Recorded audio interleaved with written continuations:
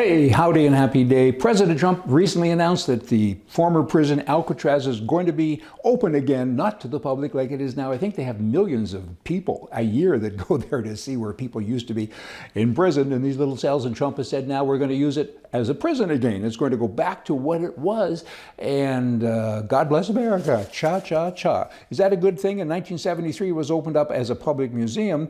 But I guess now, if you really want to see it, you have to commit a crime. You got to be a bad guy, and then you'll get to see it.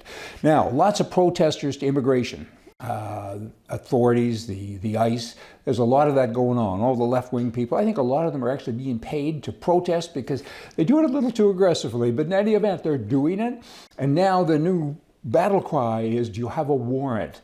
Really? I mean, that's like saying the guy's robbing a bank and you see him in action and the police says, oh, hi, could you just stand still and don't move? I have to go see a judge and get a warrant and I'll be back in 3 or 4 hours.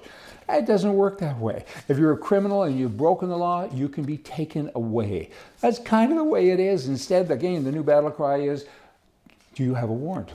Duh, do you have a brain? I don't think so. Swinging over to Canada, you have Indian reservations.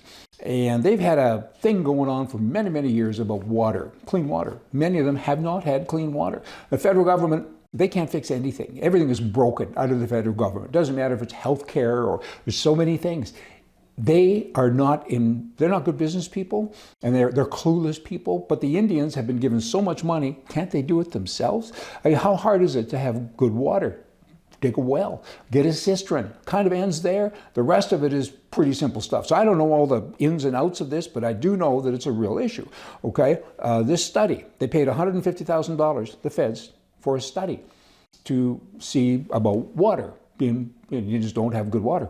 Maybe you should have dug a few wells instead of doing the study. This is just so dumb. Okay, more than a third of residents on reserves can't use tap water. They say it's unsafe. The same study, I'm going to give you a bunch of stats here, which further shows how dumb the government really is, and maybe how much smarter the Indians should be. 38% use bottled water to brush their teeth, 57% use it to make coffee, and 53% use it to prepare meals. They surveyed 1,013 people to assess perceptions of water quality. 1 in 5 said the water was bad. The cha-cha. 32% of respondents said it's really bad and it's gotten worse every year. Now, since 2016, according to this report, which I find shocking, the water issue has been backed by $3.6 billion in funding, and that's a lot of money. And you don't have good water yet. I mean, how hard can this be? That kind of money, $3.5 billion. Indians, go do it yourself. I mean, clearly the government can't do it. They're incompetent, so do it yourself. You get all kinds of money. I mean, phone somebody, get a water system put in, dig a well, get a cistern. I mean, everybody should have good, clean water. There's no excuse. The only excuse here is that you've allowed the government of Canada to do it for you. And again, I can't use that word enough. They're incompetent. They're not able to do it. Now, swing back over to the United States of America. The Postal Service has just revealed the artwork of a stamp to celebrate the centennial birth year of former First Lady Barbara Bush.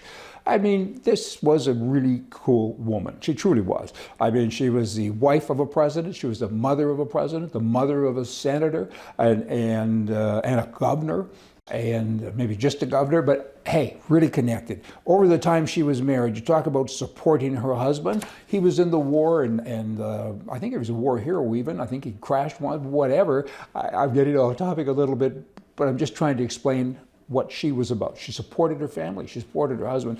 Apparently they moved over 30 times. That's a lot of moves, pack up and go again, because her husband, George H.W. Bush, I mean, he was everything. And he was the vice president, he was a president, he was a CIA leader, and so many other things. There's a long, long list.